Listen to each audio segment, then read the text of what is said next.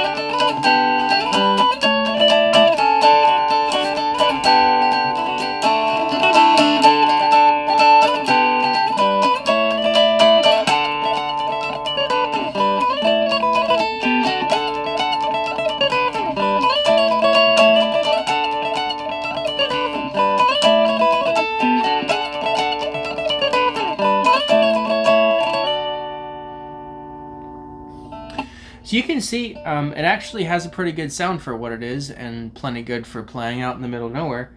Now, before you get to hear any more of this, I have a quick advertisement. So, switching gears, there is what's called the North Georgia Foothills Dulcimer Festival happening later this November.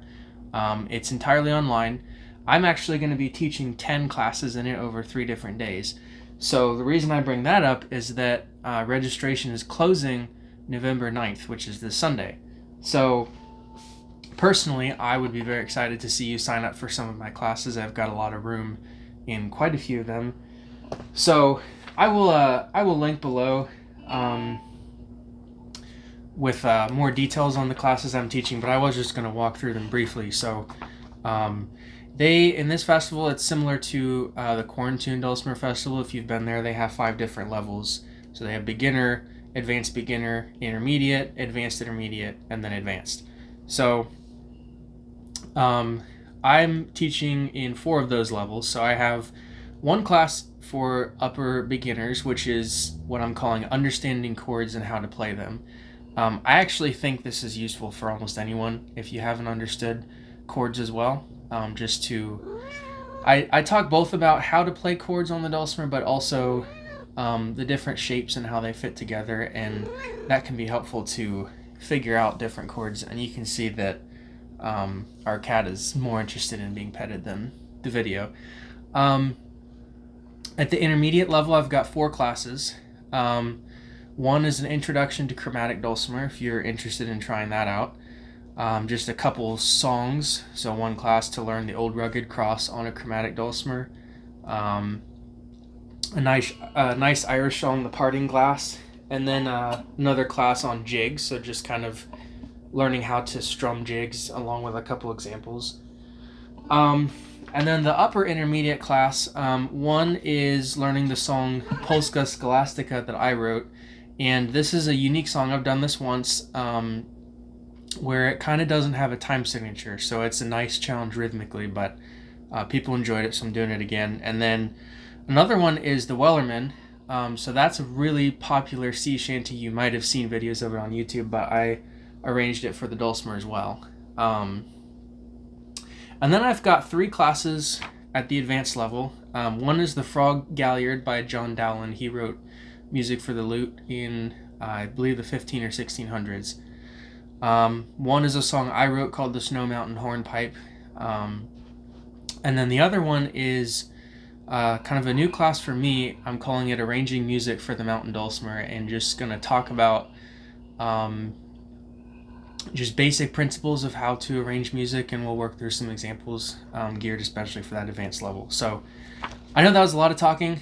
Hopefully I didn't bore you, but I really am excited about these, and I hope that you will check them out. There should be something that you're interested in, and even besides what I have, it's there's a lot of really good instructors that are going to be at this festival, and often it's good to try out learning from different people and different styles, and someone might say something differently than you've heard it before, and it might help something click for you. So it's definitely good to check out, but let me just play a couple more songs on here so you can hear how this sounds.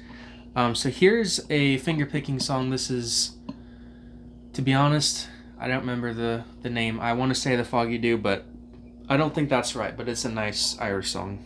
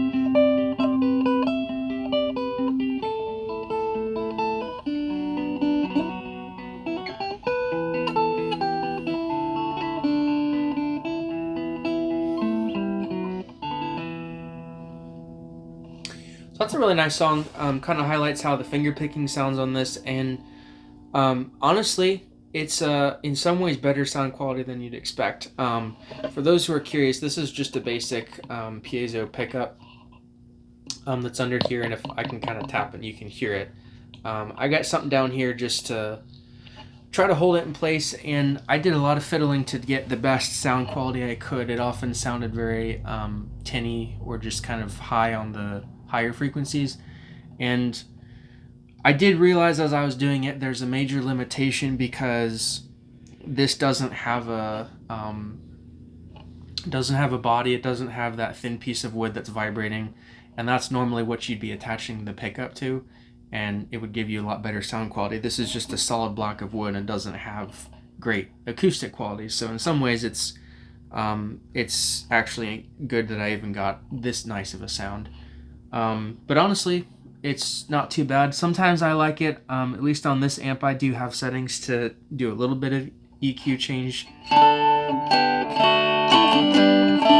So, maybe it sounds better that way, maybe it doesn't.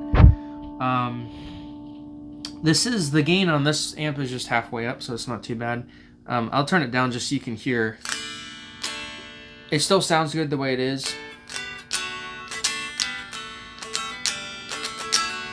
I'm sure that you could put it on top of a cardboard box or a tabletop, or even a trash can or something might help. But yeah, so this might be a one-off thing. If anyone does have interest in a staff stick dulcimer, I can certainly make more. Or like I said, if you have any other ideas, still making regular stick dulcimers, box dulcimers, things like that too. So you just check out my website. I'll just play one more. This is a pinch of snuff, and then I'll call it good.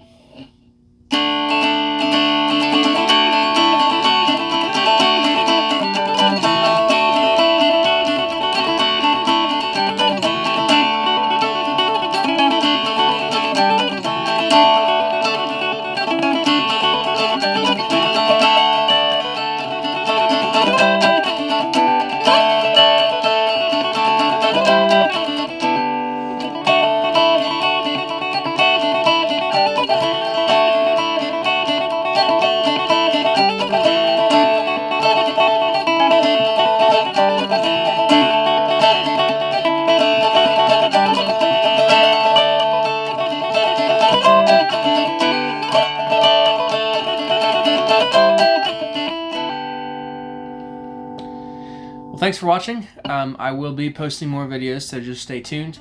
And I hope you enjoyed.